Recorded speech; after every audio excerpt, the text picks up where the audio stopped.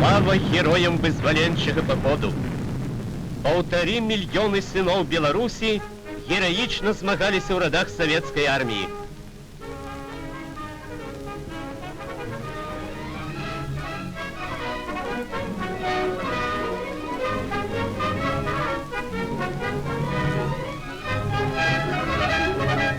Вечная слава гераічным сынам беларускага народа, слава народным мсціўцам, якія аказалі велізарную дапамогу савецкім войскам.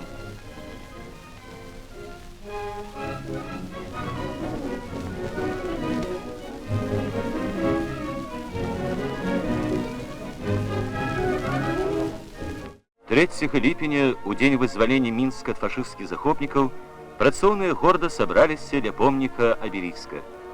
Першы сакратар Мінскага гаркома партыі Насілоўскі сказаў: «Сёння мы запальваем вечны агонь у славу тых, хто самадана змагаўся за радзіму ў гады вялікай айчыннай вайны».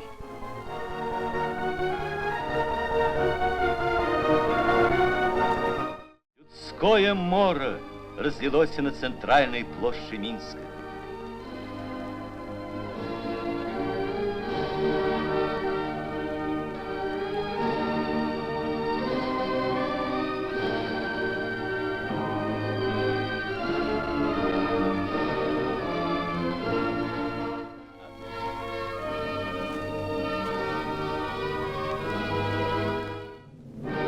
Ніколі такім масавым і хвалюючым не было гэта свята, як у 20-ю гадавіну вызвалення.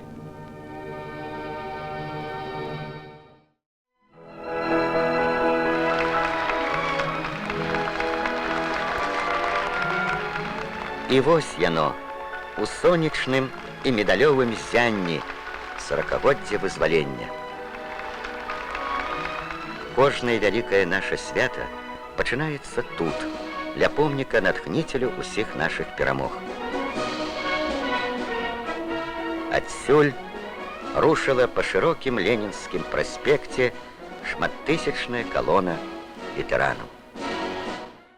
Торжественные фанфары. Вслед за символичным знаменем победы и штандартами 4 фронтов, освобождавших Беларусь, 3 белорусских и прибалтийского, на главном проспекте страны несколько тысяч почетных жителей столицы и, разумеется, многочисленные гости. Трудно передвигаться самостоятельно, ведь самым младшим из поколения победителей, уже за 80, ехали в стилизованных уазах военного времени. Но кому еще позволяет здоровье, шли в первых почетных шеренгах. Самый эффектный вид – нашествие от монумента Победы. Красно-зеленая река, ощущение, что здесь собралась вся страна.